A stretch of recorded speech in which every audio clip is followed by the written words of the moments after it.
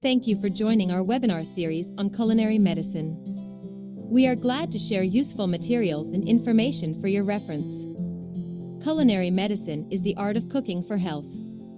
As defined by the American College of Preventive Medicine, it is the practice of helping patients use nutrition and good cooking habits to restore and maintain health. It's a new field that combines important scientific principles related to nutrition, behavior, and medicine. Culinary medicine offers a simple approach to understanding how food and cooking relate to personal health, habits, and healthcare goals. It is an important self-care tool studied by medical professionals and implemented at the practitioner level to better counsel patients and improves health outcomes. This webinar is sponsored by Culinary MD Asia. We hope you'll find value in this virtual activity and share this content with your colleagues. Our speaker for this webinar series is Dr. Mechelle Acero Palma. She is a family medicine physician and lifestyle medicine specialist. She finished her culinary coaching course at the Harvard School of Medicine, facilitated by the Institute of Lifestyle Medicine, and attended trainings at the Goldring School of Culinary Medicine, Natural Gourmet Institute, and Roux Cooking School.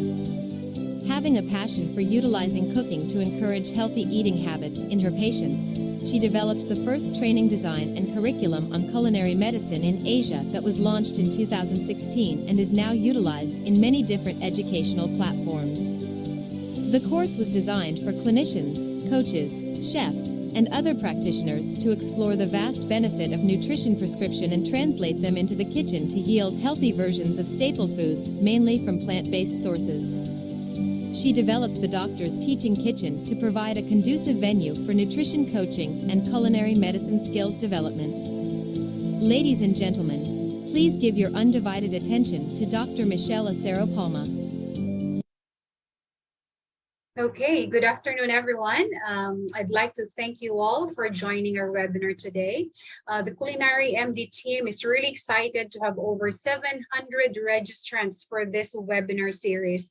But of course, our portal is also limited, and so this webinar is recorded, and this will be posted in our web Facebook page, YouTube channel, and our website, so that you guys can revisit the material and go back to the topic in case you missed something, or maybe share it to anyone who's been diagnosed with fatty liver disease.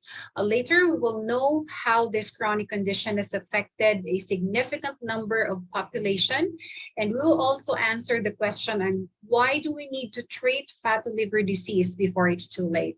So this is the second topic for our September webinar series, and here you can see on your screen, the third topic will be prediabetes and diabetes type 2 remission. And that has two parts, so make sure you don't miss it. And we hope to have you again in those sessions. And you can also invite your friends to join us too. Our participants for this webinar are a mixture of medical doctors. Others are into the practice of lifestyle medicine.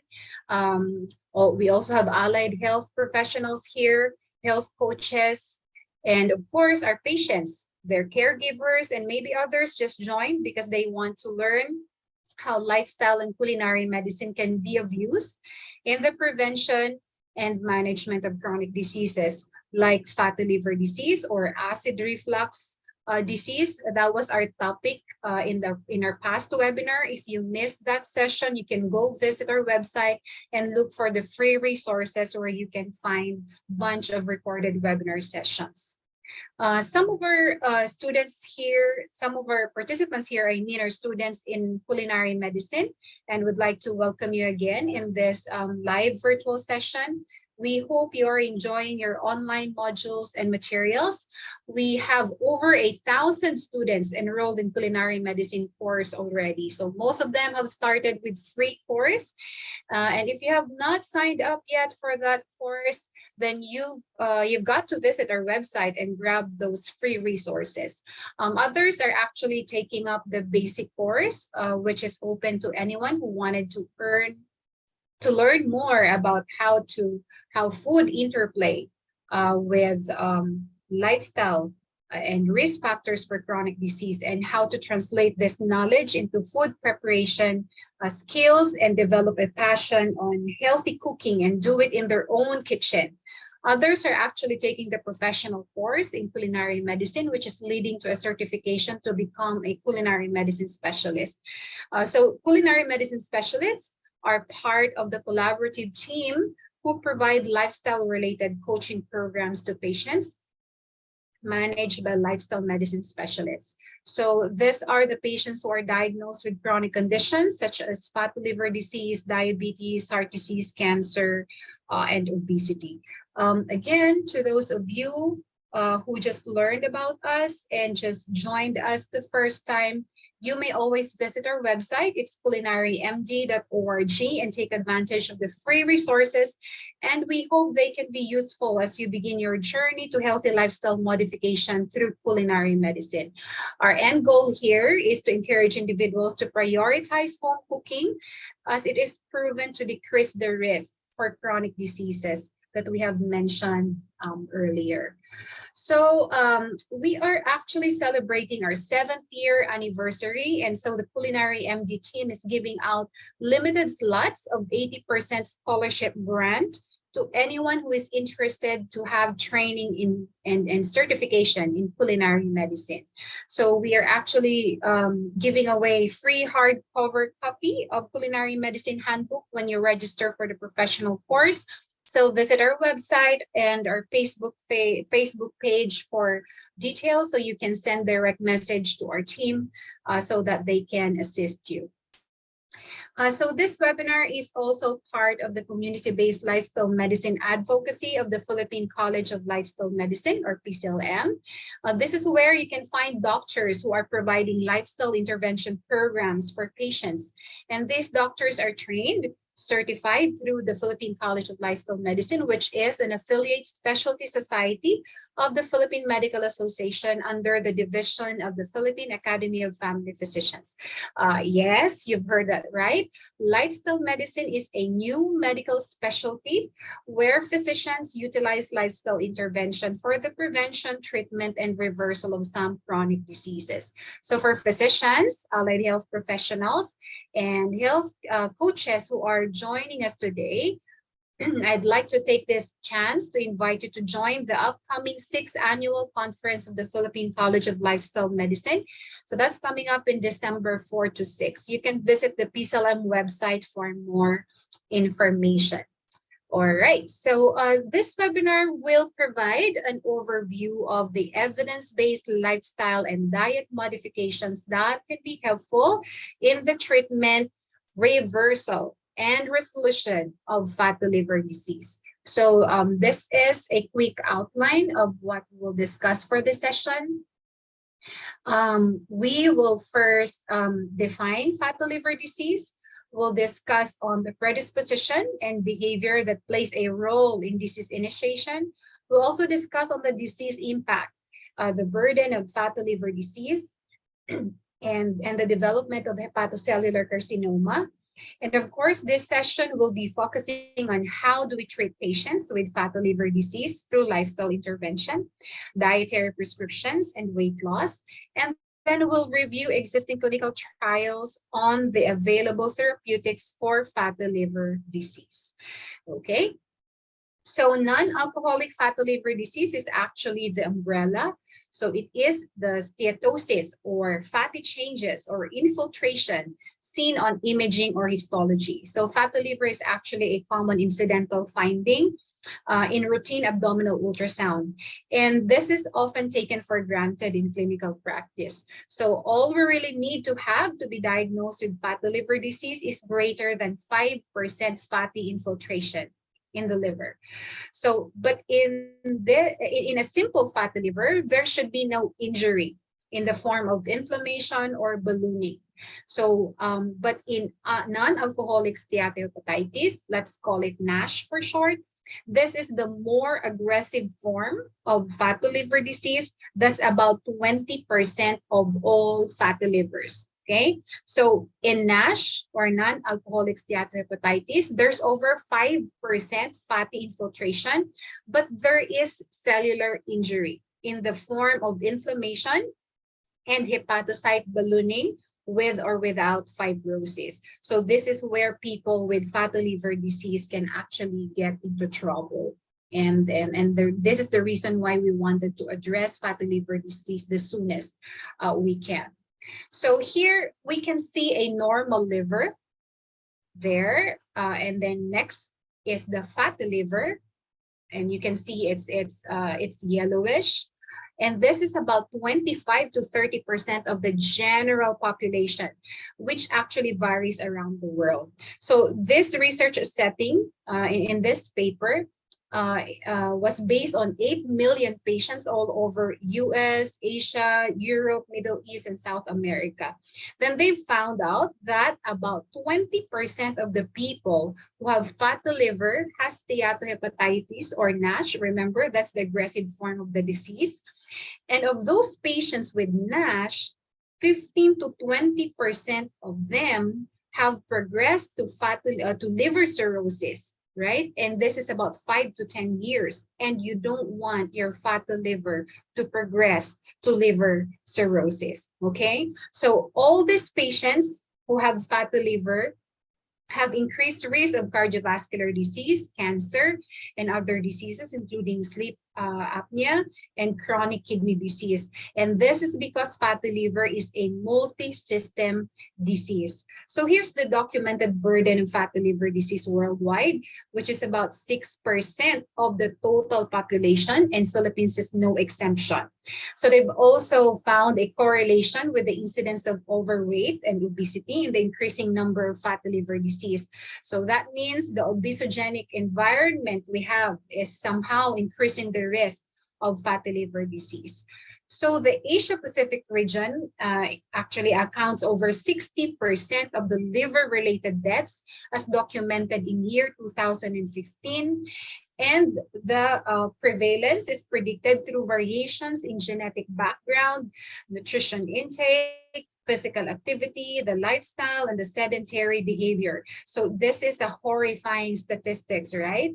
So now we talk about, when we talk about disease initiation, like how fatty liver disease can occur, there are predisposing and triggering factors. So genetics may play a role as a predisposition, which has a lot of variability in its phenotypes. So meaning other people may have difficulty in transporting fat out of the liver in general, which predisposes them to develop fatty liver disease. But this predisposition still needs a trigger, which may include increased adiposity, meaning excess body fat.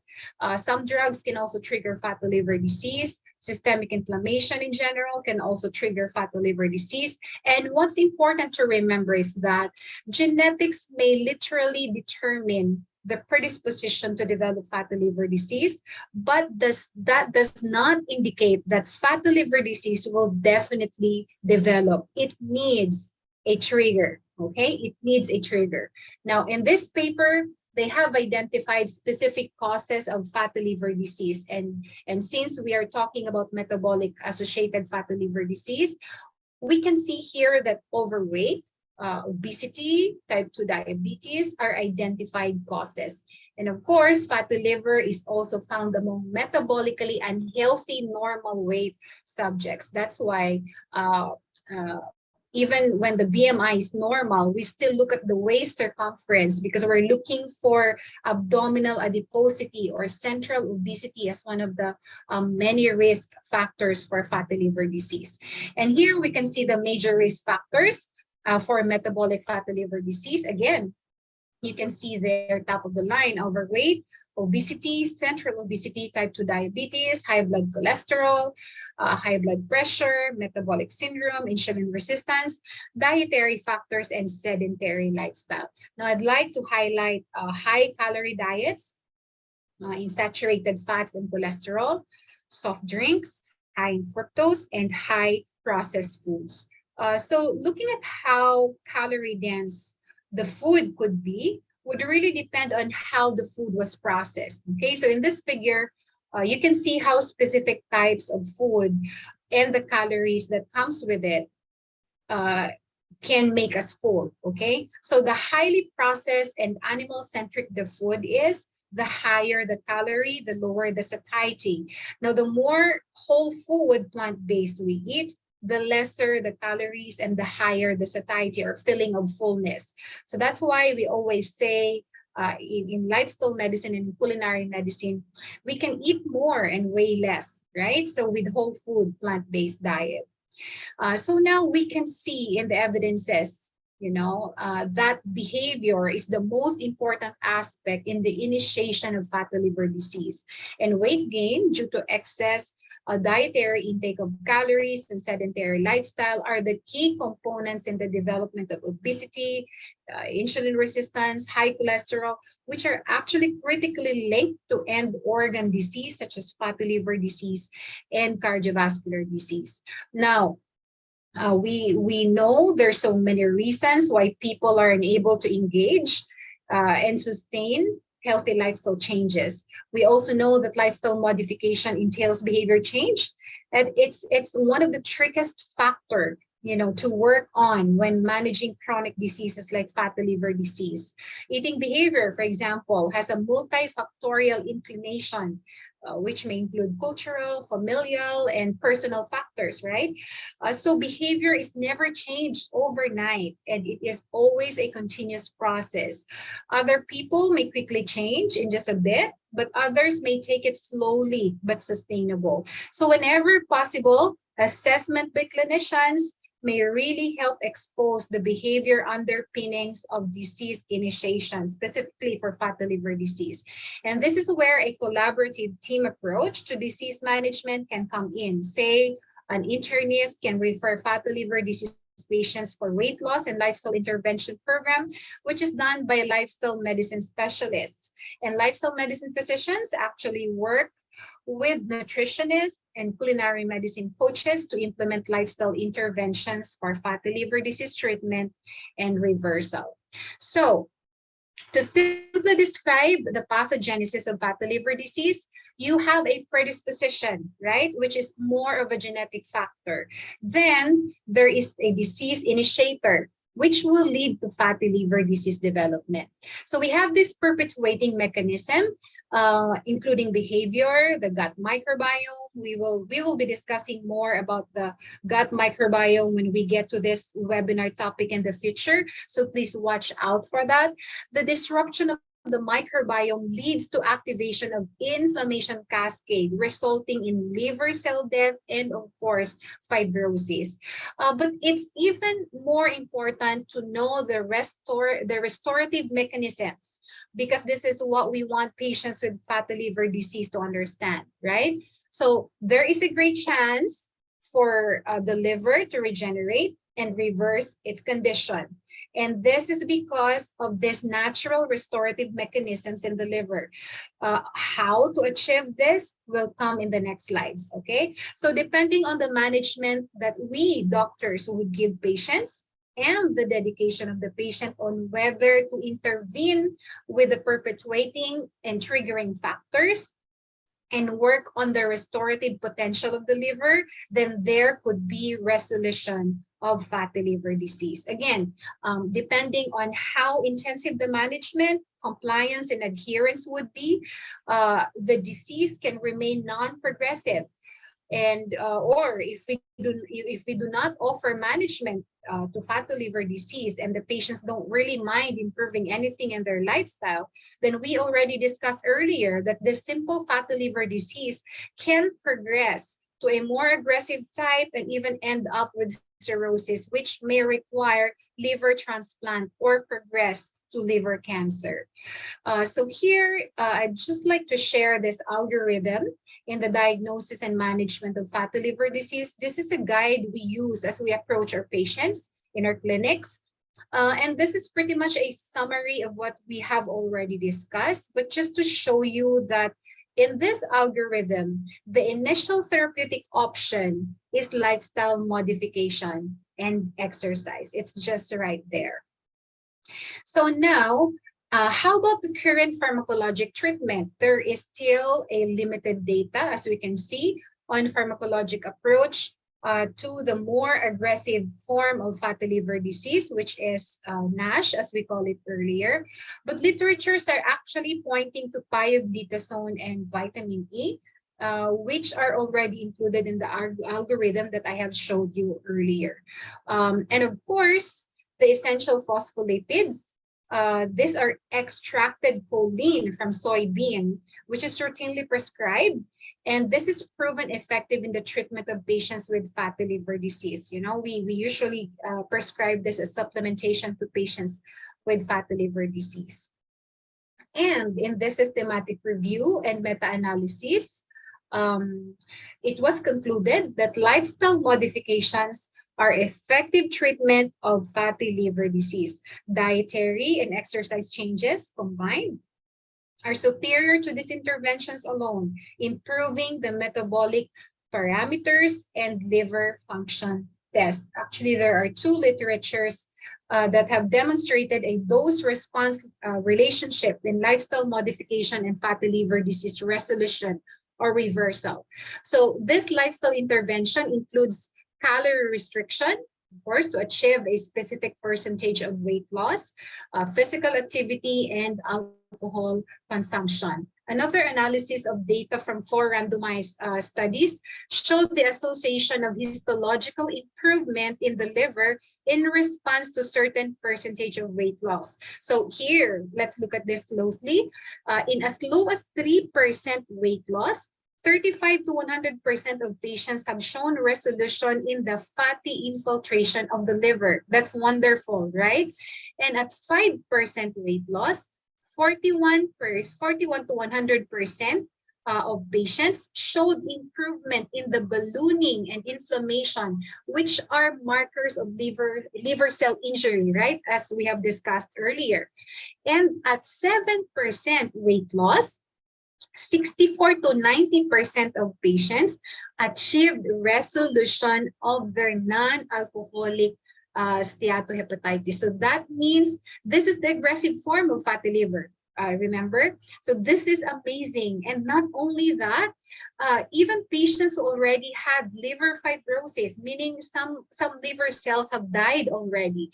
At 10% weight loss, 45% of the patients showed fibrosis regression. These statistics are not seen in any pharmacological approach to fatty liver disease. These medications we prescribed was shown beneficial. That's why we label them as treatment for fatty liver disease, but they are not utilized to achieve resolution or reversal of fatty infiltration or injury of liver cell. So we have to uproot the cause of the problem. And that's what we do in lifestyle medicine, treating the root cause of the fatty liver disease. We also call this as the upstream approach. We don't treat the symptom. We address the cause of the disease. So in lifestyle and weight loss program, we usually do this long-term to be sustainable. Again, our goal is resolution or reversal. So we don't do quick fixes here like most patients would expect.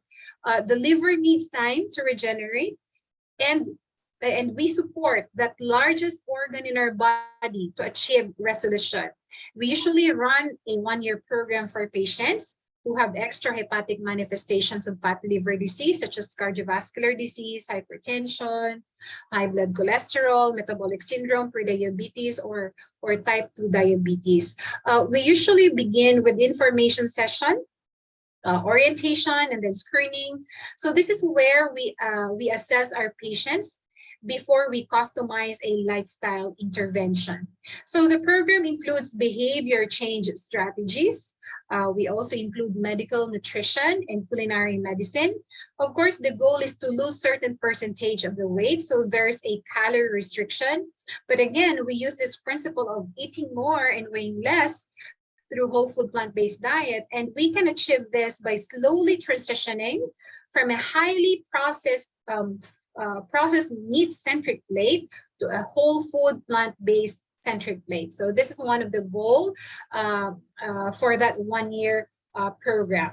So here you can see that in this figure, you can see that the more calorie again we take from highly processed food, you know, the more weight a patient could gain. So our goal here again is to transition from this from this highly processed food, animal-based centric plate to whole food, plant-based centric plate. So now here, culinary medicine is blended with physical activity and other lifestyle medicine domains to maximize the outcome at the end of the program. All right. So in summary, we learned that fatty liver disease is estimated to affect a quarter of the world population, and Asia has a large share in the statistics. We also learned that fatty liver disease can progress to a more aggressive form and develop cirrhosis or hepatocellular carcinoma. And lifestyle modifications and management of metabolic disruptions remain the cornerstone of the management. We also learned that essential phospholipid supplementation has been proven effective in the treatment of fatty liver disease, but pharmacotherapy is still on the table. So if you think you need help to reverse your long-standing fatty liver disease, you may reach us out through the websites and these websites, and our team will be glad to assist you. Our lifestyle programs are mostly remote. That means we handle patients from all over the country for as long as you have virtual connections. So you don't want to have progression in your fatty liver, right? Cirrhosis and hepatocellular carcinoma should not be the endpoint here. Our goal is to achieve resolution and reversal as much as possible and the soonest possible.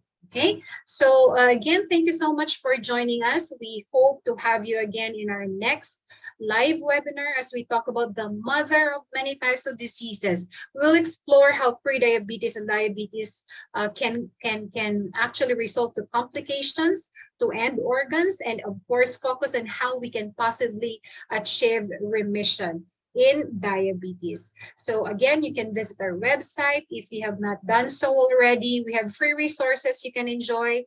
You can also grab the 80% scholarship grant of the culinary medicine basic and professional courses. Please also check our Facebook page for details and updates. And you can send message to our team and they will be very glad to assist you. And to those who are in the city of Iloilo or near Iloilo City, you may also want to join our on-site session on September 25, and that will be at the NutriVeg La Paz, Iloilo City. We will have shared medical appointment for diabetes and fatty liver disease. We'll also have culinary medicine session, book reading, and of course, we'll end this with a healthy buffet lunch. Okay, so and in case you didn't get your copy of the culinary medicine handbook yet, you may visit our website to get the hardcover book, or maybe check out Amazon Kindle if you want the paperback or ebook copy. Okay, so again, thank you so much for spending your time with me this afternoon, and I hope we provided a useful content for you and your family.